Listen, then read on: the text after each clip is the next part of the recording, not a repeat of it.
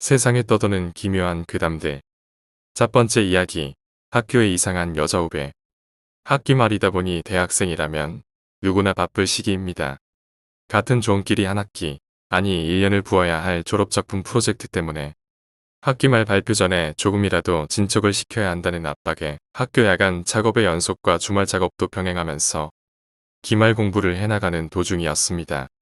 이날도 한참 눈이 내리던 12월 초 일요일의 일이었습니다.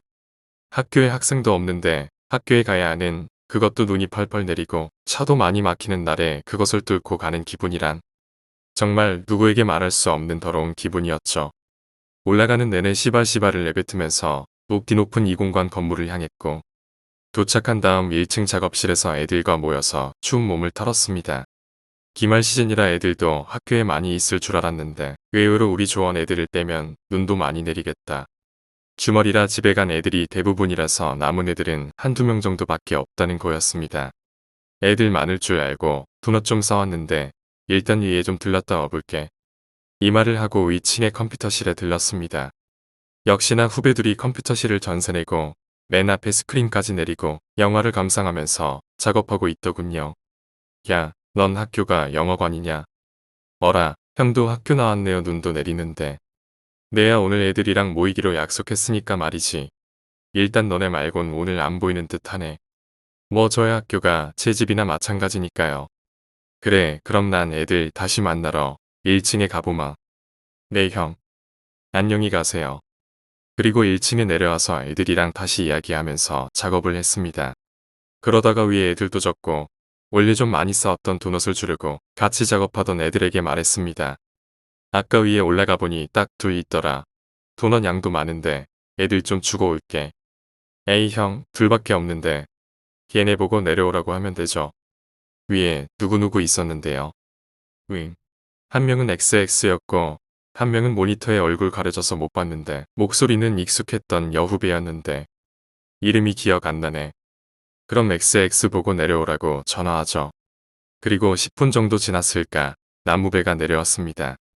형, 부르시다며요. 얻어먹으러 왔습니다. 야, 왜 너만 왔어? 옆에 있던 애랑 같이 내려와야지. 그게 무슨 소리세요? 분명 올라가서 확인했을 때는 둘이었는데. 야, 너 옆에 3칸 정도 떨어져서 모니터 보고 있던 여자 후배 있었잖아. 걔도 같이 왔어야지. 형 무슨 말이에요? 나 오늘 아침부터 혼자 있었는데. 갑자기 뭔가 황당했습니다. 분명 내려올 때 후배 하나랑 여자 목소리가 들렸는데 안녕히 가세요라고. 야, 무슨 안녕히 가세요라고 말한 거 못 들었어? 에이 형, 무섭게 왜 그래요? 전 듣지도 못했어요. 아니야, 분명 내 옆으로 3칸 떨어진 자리에 한 명 더 있었어. 혹시나 해서 그 후배랑 같이 확인하러 올라가 봤는데 컴퓨터가 꺼져 있어야 하는데 켜져 있었습니다. 분명 누가 사용한 흔적이 있었고요. 결국 남 후배는 뭔가 으스스하다고 집으로 가서 쉬겠다고 하교를 했고, 저랑 조원들은 그 여자가 누구였는지에 대해 추측만 하다가 밤 10시 정도에 헤어졌습니다. 아직도 그게 뭐였는지에 대해서는 잘 모르겠네요. 두 번째 이야기. 죽은 남편과의 동거. 오늘 이야기하려는 사건은 공포라기보다는 오히려 애틋한 이야기입니다. 죽기 전에 이런 사랑 한번 받을 수 있을련지. 죽은 남편의 시신과 7년 동안이나 같이 집에서 지낸 사건입니다. 시신과 7년간이나 동거했다는 부인의 직업이 약사라는 점 때문에 꽤나 시끄러웠고 주목을 받았던 사건이지요. 사망하기 전 남편은 3급 공무원이었고 아내도 약사라 나름 남부럽지 않을 만큼 풍족한 생활을 하면서 지내는 평범한 가정이었습니다. 그의 부인과 3명의 자녀들이 7년간 시신과 동거하는 이해할 수 없는 상황이 벌어지게 된 건 남편이 말기암 판정을 받으면서 부터였습니다. 간암 말기 진단을 받은 남편은 치료가 불가능하다는 말에 병원에서의 모든 치료를 거부합니다. 부인 또한 남편이 병이 치료되지 못할 거라는 것에 절망하고 모든 것을 포기하려던 차에 우연히 미국에서 성령 세미나를 받게 됩니다. 의학적으로 고칠 수 없는 병을 종교적 행위로 고쳐보리라 생각한 것 같은데 성령 세미나 참석 후 부인은 종교적인 행위에 몰두하게 됩니다. 데모라고 불리우는 멘토의 도움을 받아 누구보다 열심히 기도에 매달렸다고 합니다. 그렇지만 부인의 기대와는 달리 남편은 병색은 더 악화되었고 얼마 지나지 않아 집에서 사망하게 됩니다. 남편이 사망하고 평소에도 주변 사람들과 왕래가 적었던 부인은 남편 사망한 후에는 사람들과 단절된 생활을 합니다. 남편의 사망을 주변 지인들은 물론 일가 친척들에게도 전혀 알리지 않았다고 합니다. 시간이 흐르고 몇 년이 지나 그 집에 대한 흉흉한 소문들이 난무하기 시작합니다. 그 집 앞을 지나갈 때면 악취가 나는데 그게 시체 썩는 냄새라고 수군거렸고, 전에는 없던 벌레들이 그 집에서 냄새가 나기 시작하면서 들끓는다고 수군거렸다고 합니다. 심지어 그 집 2층에서 죽은 남편의 귀신을 봤다는 사람까지 나오게 됩니다. 결국 7년이라는 시간이 지나 이웃에 살던 주민의 신고로 경찰이 방문하게 되는데, 몇 번이나 집을 방문했지만 집안의 문은 굳게 닫혀 열리지가 않았고, 결국 압수수색 영장을 통해 집의 문이 열립니다. 그곳에는 여느 집과 다를 바 없었지만 집안 거실 한쪽에 이불을 뒤집어 쓴 채 반듯하게 누워있는 미라 한 구가 발견되면서 이 사건은 세상에 알려지게 됩니다. 경찰의 말에 따르면 누가 봐도 죽은 사람의 모습이었고, 아주 보관이 잘 되어 부패가 거의 없는 미라 상태의 시신이었다고 말합니다. 그것이 알고 싶다에 다뤄지기도 했고, 언론에서는 죽은 남편의 시신과 가족의 7년간의 동거라는 타이틀만으로도 전 국민의 호기심을 자극하기에는 충분했습니다. 경찰은 주변 탐문을 하던 중 남편이 생전 당시 부인이 데모라는 사람과 함께 다니는 것을 자주 보았고, 그 데모가 종교를 빌미로 거액의 돈을 챙겼다는 소문을 알게 됩니다. 이에 경찰은 데모와 부인이 사이비 종교와 연관되어 있는지를 조사했지만 데모에 대한 소문은 거짓이었고 사이비 종교와 연관성 또한 찾을 수 없었습니다. 오히려 독실한 천주교 신자라는 것만 재확인했고, 단지 남들보다 더 간절히 열성적으로 기도에 매달렸을 뿐이라는 걸로 결론 내립니다. 경찰은 조사 중 황당한 사실 하나를 알게 됩니다. 부인은 남편을 잊지 못해 남편의 죽음을 받아들이지 못하는 부인의 망상 때문에 그랬다면 100번 양보해 그럴 수 있겠다 생각할 수 있지만, 부부스라의 세 자녀와 가까이 살던 시누이 또한 죽지 않았다고 믿고 있었고, 자녀들과 시누이 또한 매일 남편의 시신에 인사를 했다고 합니다.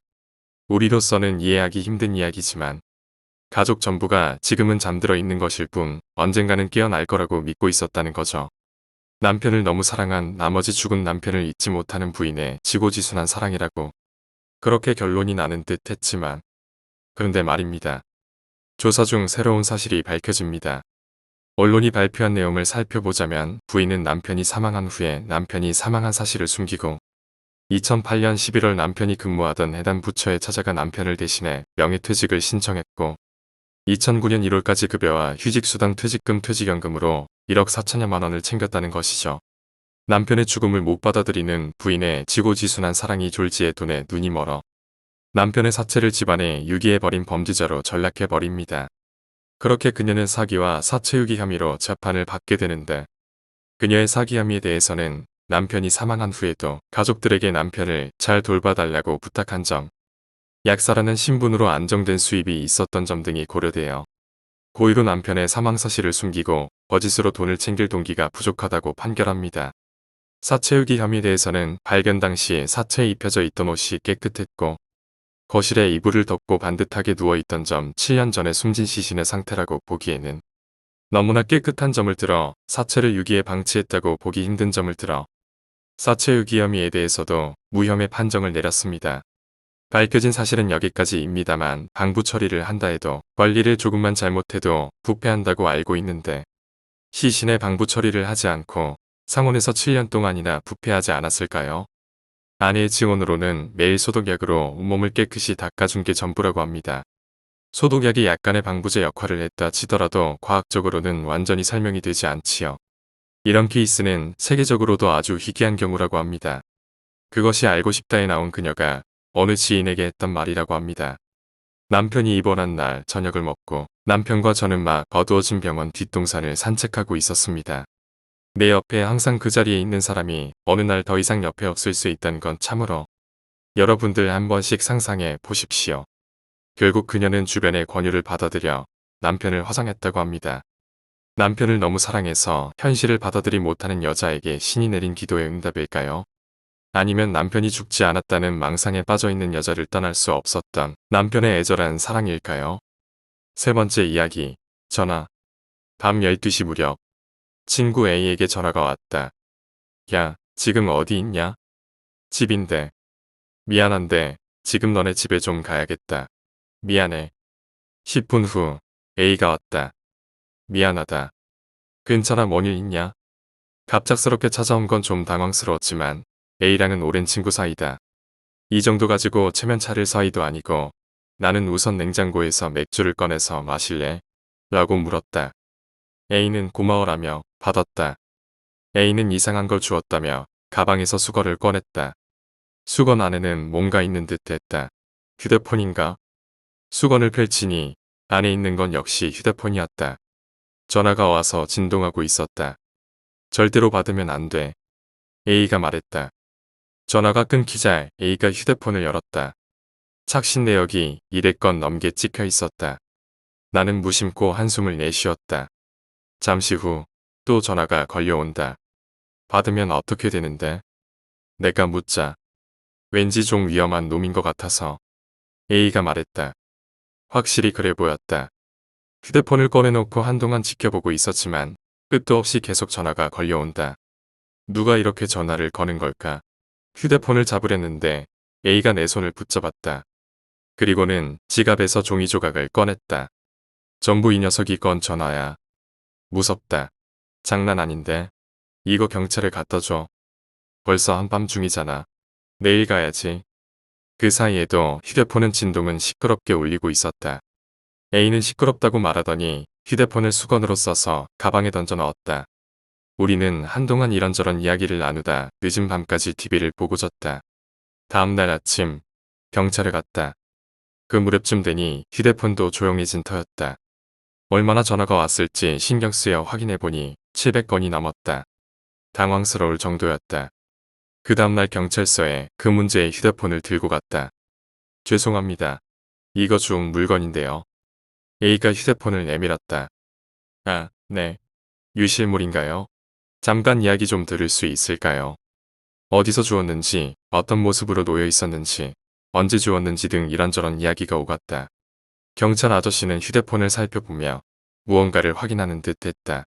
그러더니 휴대폰을 책상에 올려두고 서류에 무언가를 썼다. 메이커나 색깔, 기종 같은 걸 적는 거겠지, 아마. 그때 또다시 휴대폰이 진동이 울렸다. 1급 번호를 봤다. 경찰 아저씨는 조금 놀란 듯 전화를 받았다. 네, 여보세요. 누구신가요? 여기 경찰입니다. 하고 이야기가 이어졌다. 아니요, 괜찮습니다. 그럼 그렇게 부탁드리겠습니다. 네. 이렇게 대화를 마치고 전화를 끊었다. 나는 경찰이 의외로 예의 바르고 좋은 사람이라고 멍하니 생각하고 있었다. 휴대폰 주인인 것 같습니다. 지금 찾으러 온다네요. 그런가요? 다행이네요. 그럼 저는 이만 가보겠습니다. 경찰서를 나가려는 나와 A에게 경찰 아저씨가 말을 걸었다. 혹시 괜찮으면 1시간 후에 와주실래요? 원래 주인이 답례를 하고 싶다던데요. 순간 기분 나쁜 예감이 들었지만 결국 나는 1시간 후 A와 함께 다시 경찰서에 오기로 했다. 1시간 뒤 경찰서에 들어서자 웬 남자가 싱글벙글 웃으며 기다리고 있었다. 20대 후반쯤 되어 보였다. 우와, 고마워요. 덕분에 살았어요. 정말 고마워요. 그 남자, 나와 A는 한동안 고맙습니다. 뭐 이런 이야기를 나눴다. 남자는 경찰서에서 나와 우리에게 권했다. 자네들 배고프지 않나? 뭐라도 좀 먹자고. 좋은 가게가 있어. 내가 맛있다고 생각하는 추천할 만한 가게야. 나와 A는 남자가 사주는 밥을 얻어먹으러 갔다. 미국적인 가게였다. 메뉴는 스테이크. 남자는 밝고 말을 잘하는 사람이었다. 자신은 광고 대리점에서 일하고 있고 이 가게 점장과도 아는 사이란다. 이 가게 점장은 다른 가게도 여러 가지고 있는데 그 가게 광고를 자기가 맡았다며 엄청난 기세로 이야기를 풀어놓았다. 메뉴를 선택할 때 나와 A는 어느 걸 먹을지 일본식 소스가 좋을지 망설이고 있었다. 이과 뭐 하는 거야? 자네들. 이게 좋아, 이게. 굽는 정도는 어느 정도로 할래? 여기는 레어가 좋다고. 이걸로 해. 이게 커서 먹는 맛이 있다고. 저기, 실례합니다. 주문 좀 하려는데요. 남자는 무척 파워풀했다. 그런 식으로 먹어야만 한다고 말하는 느낌이었다. 남자는 묘하게 칭찬에 능숙했다. 나와 A에게 몇 번이고 잘하네. 잘하네 하고 말했다. 아, 그래. 자네들 휴대폰 전화번호 좀 알려주지 않겠나? 이걸 기회로 친구 삼아 지내자고. 좋다고 내가 대답하려는 순간 A가 그것을 막았다. 아니요, 괜찮습니다. 정말로요. 괜찮아요. 왠지 휴대폰 번호 알려주기를 꺼려하는 듯 했다. 그러고 보니 A는 평소보다 과묵한 듯한 느낌이었다.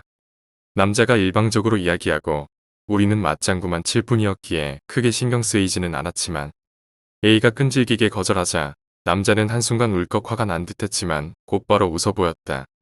뭐 자네들도 이런저런 사정이 있을 테니까 신중한 거겠지. 괜찮아, 괜찮아. 신경 쓰지 말게. 그럼 슬슬 가볼까. 그리고는 남자는 일어났다. 엥? 잠깐만, 난 아직 다 못 먹었는데. 내 고기가. 남자는 이미 식사를 마친 듯 했다. 잘은 모르겠지만 남자는 갑자기 허둥대고 있는 듯 했다. 나와 A는 잘 먹었다고 인사했다. 괜찮아. 맛있었겠지.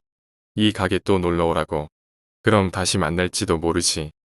우리는 그대로 헤어졌다. 야, A. 너 왜 그래? 배라도 아프냐? 아니, 좀 신경 쓰이는 게 있어서. 뭔데? A는 자기 생각을 이야기해 주었다. 아마 그 남자는 휴대폰 주인이 아닐 거야. 애시당초 그렇게 끈질기게 몇백 번을 전화하다니 정상이 아니지. 아마 저 사람 자기애성 인격장애가 있을 거라고. A의 이야기를 요약해보면 이랬다. 그는 자기 이야기만 늘어놓았고 우리를 이유도 없이 마구 칭찬해댔다. 거기에 우리가 먹는 속도는 신경도 쓰지 않았던 데다 완전히 격식 차리지 않고 우리를 대했던 것이다. 게다가 언뜻 친절해 보였지만 자기가 먹고 싶은 메뉴를 우리한테 강요한 거나 마찬가지였고 우리가 전화번호를 가르쳐주지 않자 울컥한 모습과 그 직후 자신을 그럴듯하게 포장한 것까지 죄다 근거가 된다는 게 A의 말이었다. 스스로 성격 좋은 호청년을 연기하는 것 같았어. 답례로 스테이크를 사준다는 그 행동 자체는 친절해 보이지만 메뉴를 자기 마음대로 정해버렸지. 게다가 우리가 먹는 와중에도 계속 말을 걸어왔고 마구 칭찬을 해댔지만 그건 우리한테 호감을 사려고 일부러 한 게 아닐까 싶어. 게다가 휴대폰 번호를 갑자기 물어오는 것도 부자연스러워. 우리가 다 먹지 않았는데도 자리에서 일어서고 말이야. 애시당초 답례랍시고 우리 의견도 묻지 않고 가게로 끌고 온 것부터가 친절을 가장한 자기중심적 행동이야. 라고 A가 말했다. 듣고 보니 나는 A의 말이 맞는 것 같아서 고개를 끄덕였다. 그 휴대폰 주인, 아마 그 사람한테 스토킹 당하고 있는 게 아닐까. 하룻밤에 700번이나 전화가 걸려오다니 어떻게 생각해도 이상하잖아. 나는 만약 번호를 알려줬으면 어떻게 됐을까 싶어 등골이 오싹했다. 네 번째 이야기, 이상한 병동. 나는 약제사로 올해부터 어느 시골 병원에서 근무하고 있다. 약제사는 나까지 모두 셋으로 막내인 나는 온갖 자비를 도맡아 하고 있다. 어느 날 평소처럼 저녁이 되어 외래 진료는 끝나고 병동에서 온 오더를 보고 주사약 제조를 하고 있었다. 그날따라 오더가 까다로운 게 많아 병동에 직접 문의하면서 작업을 하고 있자니 시간이 꽤 늦어버렸다. 게다가 그날 안에 약품회사에 발주를 넣어야 할 약이 있어서 그 발주서까지 만들어야 했다. 식당에 저녁 주문을 넣어 놓을 걸 그랬다고 후회하며 발주서를 만들기 시작하는데 전화가 왔다. 하지만 수화기를 들어도 아무 말이 없다. 약제실입니다. 무슨 일이신가요? 하지만 아무 대답이 없다. 전화기에는 A병동 간호센터로 번호가 찍힌다. 전화기가 고장났나 싶어 일단 전화를 끊었다. 하지만 곧 다시 전화가 온다. 받아보면 아까 전처럼 아무 말이 없다. 이게 두세 번 반복되니 슬슬 짜증이 나기 시작했다. 나는 약제실에서 나와 A병동에 찾아가 보기로 했다. A병동은 5층. 엘리베이터를 타고 버튼을 누른다. 2층, 3층, 4층. 엘리베이터가 멈추고 문이 열린 순간 나는 떠올렸다. 이 병동, 아직 공사 중이라 문을 안 열었었지. 여기저기 테이프가 굴러다니고 어두컴컴한 플로어가 보인다. 자세히 보니 엘리베이터 문 정면에 있는 간호센터에 간호사 같은 사람이 한 명 서 있었다. 화재 경보기에 붉은 램프 불빛에 간호 모자를 쓰고 가디건을 입은 뒷모습이 희미하게 보인다. 뭘 하고 있는 건가 싶어 엘리베이터에서 내리려다 나는 심장이 덜컹했다. 그 간호사의 몸이 반쯤 투명해 반대편에 있는 게 비쳐 보이는 것이었다. 필사적으로 엘리베이터 닫힌 버튼을 마구 눌렀다. 엘리베이터 문이 닫히고 다시 열릴 때까지 그저 눈 감고 견뎠다. 그리고 문이 열리자마자 뛰쳐나오듯 엘리베이터에서 나왔다. 한시라도 빨리 병원을 떠나고 싶었다. 하지만 발주는 해놔야 했다. 종종 걸음으로 약재실로 돌아가 미친 듯 발주서를 쓴 후 팩스에 넣으려는 순간 또 전화가 왔다. 벨소리와 함께 붉은 램프가 깜빡인다. 무시했다. 어디서 걸려온 전화인지 보고 싶지 않았다. 팩스가 보내진 걸 확인하고 나는 불도 안 끈 채 약재실에서 나와 문을 잠궜다. 불 꺼진 약재실 모습을 보고 싶지 않았다.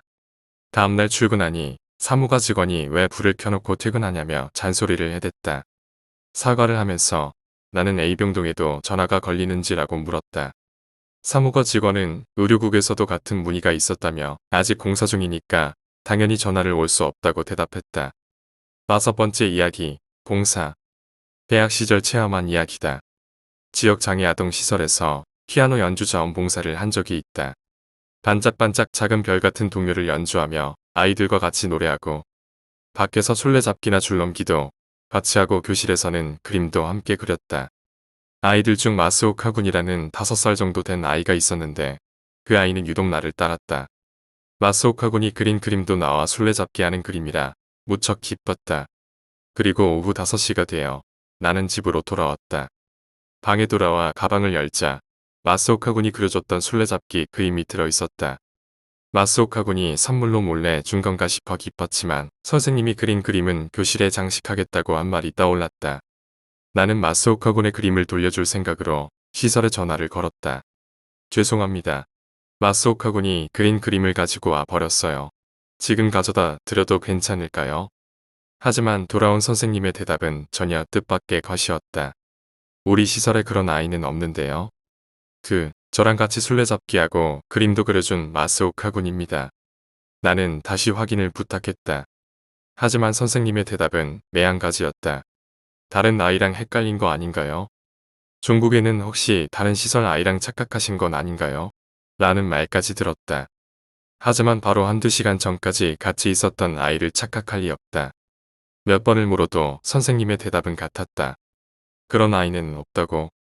선생님은 그날 내가 사내 아이랑 노는 것 자체를 보지 못했다는 것이었다. 결국 어쩔 수 없이 전화를 끊었지만 머릿속이 새하였다. 술래잡기 그림에는 검은 크레파스로 또 놀자 라고 써 있었다. 갑자기 그게 기분 나쁘게 느껴져 그날은 잠을 이룰 수가 없었다. 그 다음날 그림을 가지고 시설을 찾아갔지만 마스오카군에 관한 모든 게 사라져 있었다. 명찰이 있었던 자리, 신발장 모두 비어 있었다. 그리고 가방에 분명히 넣었던 그림도 어느새인가 사라진 후였다. 시설과 집을 샅샅이 뒤졌지만 결국 찾지 못했다. 외부 아이가 우연히 들어온 게 아닐까 하고 나 스스로를 속이고 있지만 아직도 풀리지 않은 수수께끼로 남아있다.